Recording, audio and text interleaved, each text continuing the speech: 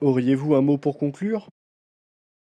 Alors j'ai déjà parlé beaucoup, mais pour conclure, je dirais, je vais un petit peu revenir sur deux affaires internationales. D'abord, on a appris dans un article du Wall Street Journal, s'il vous plaît, donc un des plus grands journaux américains, le journal le plus chic des États-Unis avec le New York Times. Dans le Wall Street Journal, il y a eu un article qui nous a appris que le demi-frère de Kim Jong-un, vous savez, Kim Jong-un, c'est le dictateur ou le dirigeant, ça dépend le point de vue, le dirigeant suprême de la Corée du Nord, il a un demi-frère qui s'appelait Kim Jong-nam. Et ce demi-frère a été assassiné à l'aéroport de Kuala Lumpur, donc la capitale de la Malaisie, a été assassiné en 2017. On a vu, vous avez peut-être vu ça sur les, il y avait des caméras qui avaient filmé l'assassinat. Il était en train d'arriver à un comptoir pour présenter son billet d'avion, et il y a une jeune femme qui est arrivée derrière, lui a passé une espèce de tissu, lui a imposé le tissu sur le nez pendant 2-3 secondes, a laissé tomber le tissu et s'en est allé. En fait, ce tissu était imprégné d'une substance, d'un poison extrêmement violent, produit en Corée du Nord d'ailleurs. Et Kim Jong-nam s'est précipité au service de santé de l'aéroport. Vous avez peut-être vu cette vidéo qui est très impressionnante. Et en l'espace d'une demi-heure, il était passé de vie à trépas. Alors, tous les regards s'étaient tournés vers le régime nord-coréen, le régime de Pyongyang. Et probablement, on a incriminé Kim Jong-un pour avoir fait assassiner son demi-frère. Il semble que ce soit confirmé, que ce soit vrai. Mon propos n'est pas tout à fait là. Mon propos, c'est de dire que dans le Wall Street Journal, on a appris que ce Kim Jong-nam était en fait un agent de la CIA. C'est-à-dire qu'il filait des informations, moyennant finance d'ailleurs, parce que c'était un joueur répertorié notamment au casino de Hong Kong et de Macao. Eh bien, il filait, les Américains le payaient comme un agent de la CIA. Alors je dis ça pourquoi?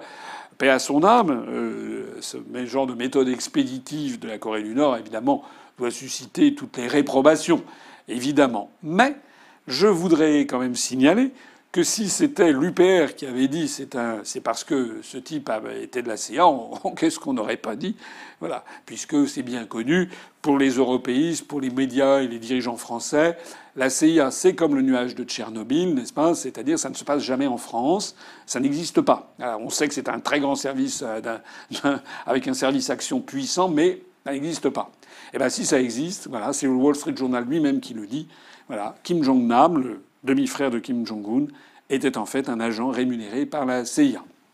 Et puis, autre affaire internationale qui a attiré mon attention, c'est que l'on a appris, hier, 25 juin, on a appris, c'est désormais un certain monsieur Tsu Dong-yu, alors peut-être que je ne prononce pas très bien, qui est un Chinois, qui est né en 1963, qui vient d'être élu à la tête de la FAO, c'est-à-dire l'Organisation alimentaire mondiale, qui a son siège à Rome et qui est une organisation des Nations unies qui est très importante sur les campagnes en faveur de la nourriture, de l'agriculture dans le monde et de la lutte contre la faim dans le monde. On estime quand même qu'il y a quelques 850 millions d'habitants sur Terre qui souffrent de malnutrition ou de dénutrition. Donc c'est encore un enjeu qui est tout à fait important. 850 millions, je ne sais pas si vous voyez, c'est à peu près 2 fois la population de l'Union européenne. Alors c'est un Chinois qui donc a été élu pour la première fois depuis 74 ans qu'existe la FAO, la Food Agency, donc l'Organisation alimentaire mondiale. J'insiste sur cette affaire parce que personne ne vous en parlera, mais il a été élu avec 108 voix parmi les pays membres de l'Organisation des Nations Unies. Il a été élu contre. Il y avait un candidat, comment dirais-je, géorgien. David Kiladze, quelque chose comme ça, j'écorche peut-être son patronyme, qui a obtenu 12 voix, mais il y avait surtout un autre candidat, une candidate, qui était une Française, qui était la candidate de la France et soutenue par l'Union européenne et qui a fait 71 voix. Eh bien, la candidate de l'Union européenne a été battue par le candidat chinois. Comme quoi, vous voyez que l'union fait la force, c'est du pipeau.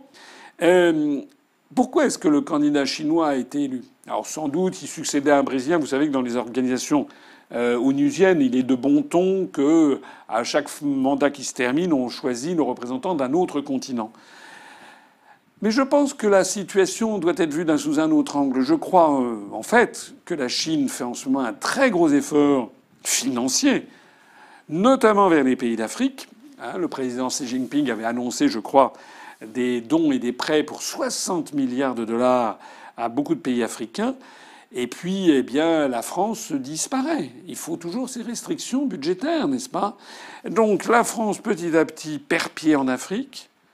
Bientôt, la France-Afrique appartiendra au passé. Je ne soutiens pas la France-Afrique. Je soutiens, nous soutenons, nous, une politique de nouvelle coopération avec l'Afrique. Mais la France est en train de se faire évincer.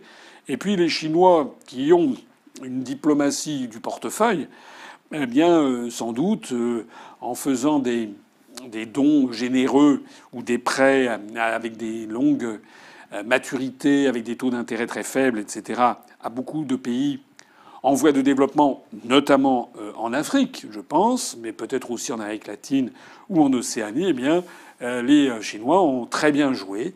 Ils ont obtenu ce poste. Alors, c'est pas... Voilà, on va survivre. Mais c'est très intéressant parce que pour les diplomates du monde entier qui suivent toutes ces choses-là à la loupe, ça prouve que tous les ans, la Chine grignote un petit peu plus de pouvoir au niveau planétaire, s'installe, fait un petit peu comme je l'ai décrit tout à l'heure avec l'Allemagne au sein des institutions européennes. Les Chinois, très habilement, s'installent et pendant ce temps-là, la France, poursuivant sa chimère de l'Union européenne qui, paraît-il, lui permet d'être plus grande, non, la France, elle avait des postes dans les organisations internationales. Elle est en train de les perdre parce que tout simplement, de plus en plus de pays dans le monde considèrent que la France n'est plus la France, que c'est un pays en plein déclin, en pleine marginalisation, englué dans une construction européenne, et que, en fait, la France préfère donner son argent à l'Estonie, à la Croatie, pour y construire des ponts, plutôt que de verser de l'aide au développement à ses anciennes amitiés, mais elle en paye le prix fort. Voilà ce que je voulais dire. Avant de conclure ce 77e entretien d'actualité, en pleine canicule, c'est la raison pour laquelle je me suis permis de ne pas porter de veste aujourd'hui. Je voudrais vous dire encore trois choses. La première, je l'ai déjà dit, je renouvelle, ceux qui sont intéressés doivent cocher sur leur agenda personnel la prochaine université d'automne qui va se tenir donc à Valère, comme l'année dernière et l'année d'avant, près d'Azay-le-Rideau, donc en Indre-et-Loire, le premier week-end d'octobre, donc notamment le samedi 4 octobre. Donc notez ça sur vos calepins, sur vos agendas. On va faire quelque chose qui sera bien. On parlera certainement du Brexit qui sera dans les tuyaux. On parlera aussi d'autres. On aura des invités, je pense, de bonne tenue. Donc ça, c'est le premier point. Le deuxième point, c'est que je voudrais ici relancer, c'est très important ce que je dis, relancer les demandes faites votre devoir vis-à-vis de l'UPR en termes financiers. Nous n'avons toujours pas récupéré les 1 500 000 € dont nous avons besoin pour financer la campagne pour les élections européennes. Il nous manque, au moment où je parle, encore plus de 85 000 €. Il faut absolument qu'on ait cet argent. Et puis, il faut également financer les frais de fonctionnement quotidien de l'UPR. Donc, notre situation financière, je l'avais déjà dit, se tend actuellement. Il n'y a pas péril en la demeure. Nous n'avons pas d'emprunt, mais si on a une diminution trop importante des adhésions et des cotisations pendant l'été, comme ça arrive chaque été, on risque d'avoir quand même des contraintes de trésorerie importantes au mois d'août-septembre, et on serait peut-être amené à demander un découvert bancaire à la banque pendant quelques semaines, ce que je ne souhaite en aucun cas, à la fois pour des raisons de coût et aussi pour des raisons de principe. Donc je m'adresse à toutes celles et tous ceux qui m'écoutent. Je vous en prie, versez votre cotisation annuelle, adhérez à l'Union populaire républicaine. Il le faut absolument pour qu'on puisse continuer notre mouvement. Voilà.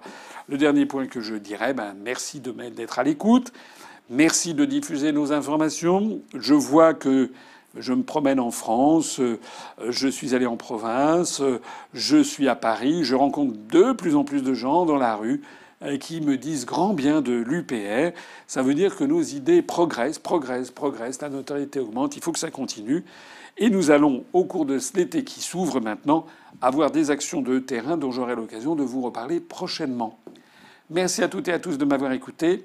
Portez-vous bien, prenez de bonnes vacances pour ceux qui en prennent, et puis vive la République et vive la France.